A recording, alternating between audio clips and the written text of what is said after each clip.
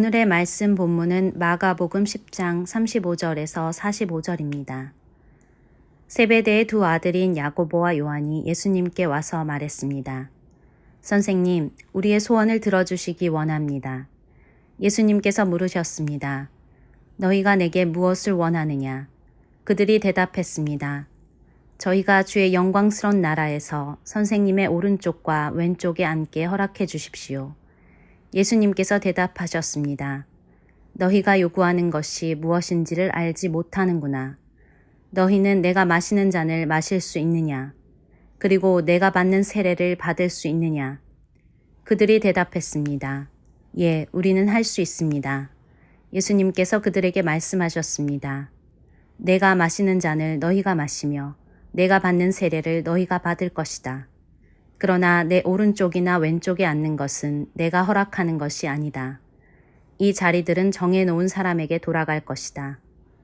이 말을 듣고 나머지 10명의 제자들이 야고보와 요한에게 화를 내기 시작했습니다. 예수님께서 제자들을 부르시고 말씀하셨습니다. 너희가 아는 것처럼 이방 사람들의 통치자라는 사람들은 사람들을 지배하려고 한다. 고관들도 사람들에게 세도를 부린다. 그러나 너희는 그래서는 안 된다. 누구든지 너희 중에 높아지려거든 종이 되어야 한다. 누구든지 너희 중에 첫째가 되려거든 모든 사람의 종이 되어야 한다. 인자도 섬김을 받으러 온 것이 아니라 섬기러 왔다. 인자는 자기 생명을 많은 사람의 대속물로 주려고 왔다. 야고보와 요한 두 형제가 예수님께 나와서 그들의 소원을 말씀드렸습니다. 두 사람은 예수님이 세우시는 나라의 왕좌에서 가장 가까운 양쪽 편에 앉게 해달라고 요청을 했죠. 결국 예수님 다음으로 높은 자리에 권세를 가지고 앉게 해달라 그런 소리였던 거예요. 이들은 갈릴리 어촌마을 출신의 촌뜨기들이 출세해서 높은 자리에 올랐다는 소리를 듣고 싶어 했습니다. 하지만 예수님은 그들이 원하는 자리는 이미 예약되어 있다라고 답을 하셨죠. 그 대신 예수님은 그 자리가 누구를 위해 예비된 것인지 밝히지 않으십니다. 예수님이 두 사람에게 이렇게 질문을 그 다음에 하셨는데요. 내가 마시려는 잔을 너희도 마실 수 있겠느냐? 또 내가 받으려는 세례를 너희도 받을 수 있느냐? 이 말씀에 야고보와 요한은요, 주저하지 않고 문제 없습니다. 당연히 할 수 있습니다. 저희는 무슨 일이든 할 준비 되어 있습니다. 이런 식으로 대답했습니다. 이 두 사람은 자신들이 무슨 말을 하고 있는지 전혀 깨닫지 못하고 있었는데요. 야고보 요한이 마실 수 있다고 했던 잔이 무슨 의미를 갖고 있는지 5장 뒤에 있는 마가복음 15장에 자세히 나와 있습니다. 아마 두 사람이 그 내용이 무엇인지를 확인했다면 등골이 오싹해졌을 겁니다. 마가는 예수님이 머리 위에 유대인의 왕이라는 글씨를 다시던 때가 언제인지 말해주는데요. 그 순간은 병사들이 예수님과 함께 두 강도를 각각 왼쪽과 오른쪽에 매달고 십자가 처형을 집행하던 순간이었습니다. 예수님이 이미 이 내용을 오늘 본문 앞에서 2장에 걸쳐 반복해서 이야기하셨죠.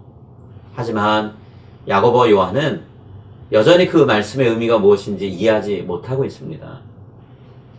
예수님은 지금 죽음의 잔을 마시러 나가려고 하세요. 예수님은 왕이 되시기 위해서 죽음을 맞이하려고 하십니다. 하나님 나라는 이처럼 역설적인 방식으로 하나님의 능력에 의해서 이 땅에 임하게 될 겁니다.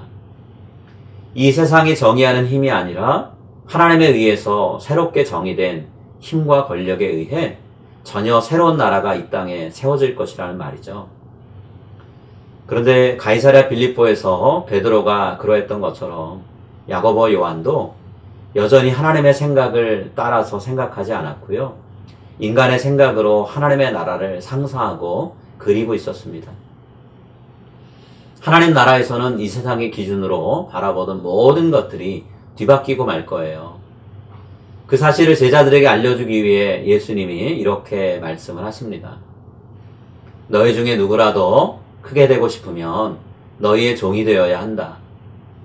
쉽게 말하면 여러분에게 물을 마실 깨끗한 컵을 가져다 주는 사람, 여러분이 식사를 마치면 그 자리를 정리해 주는 사람, 여러분이 밖에 나갔다 들어오면 신발의 진흙을 털어주는 사람, 여러분이 귀찮아서 하지 않는 일을 대신해주는 사람, 바로 그 사람이 종이에요.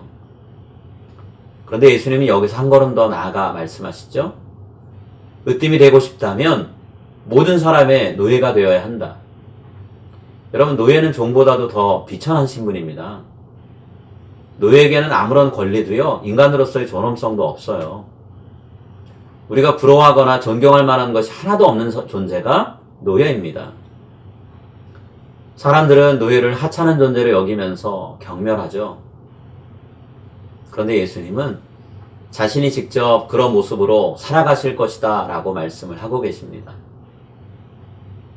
하나님의 종이신 예수님이 자신의 목숨을 많은 사람을 위해서 몸값으로 지불하실 것이란 얘기죠.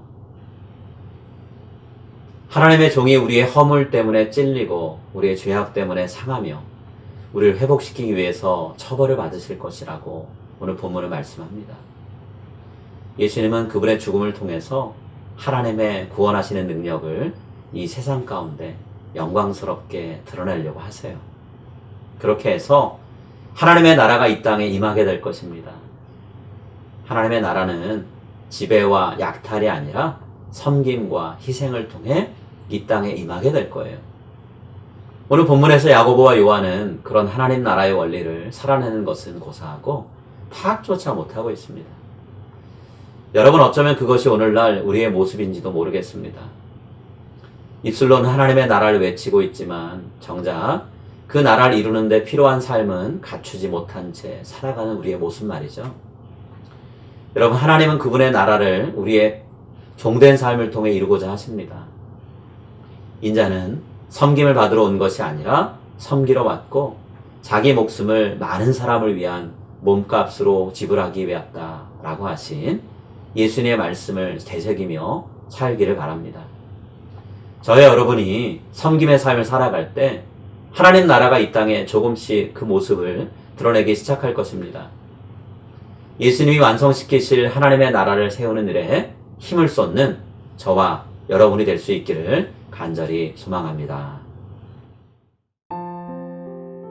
이제 오늘 주신 말씀을 붙잡고 다음의 기도 제목으로 함께 기도하시겠습니다. 하나님, 세상적인 기준을 따라 남들보다 많이 갖고 많이 누리며 사는 것에 마음을 두기보다 하나님께서 말씀하신 대로 낮은 자세로 섬기는 삶을 살게 하소서. 하나님, 제가 하나님이 이 세상을 향해 품고 계신 마음과 같은 마음으로 세상을 바라보고 하나님의 나라가 이 땅에 임하도록 저의 힘을 쏟게 하소서.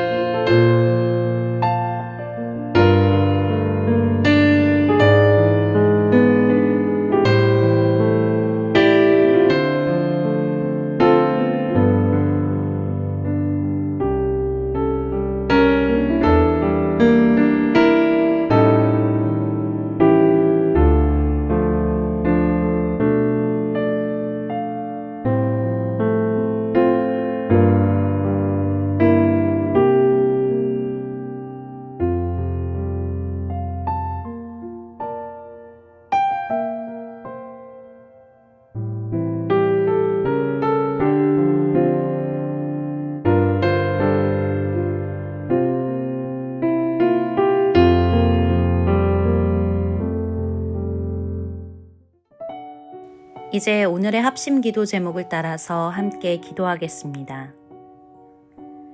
세상적인 욕심에 이끌려 시간과 에너지를 낭비하며 무절제한 삶을 살지 않게 하소서. 하나님 앞에서 말씀을 따라 결단한 대로 실행할 수 있는 능력을 갖게 하소서. 나의 힘이 아닌 성령님의 능력과 지혜로 살아가는 저와 우리 가정이 되게 하소서.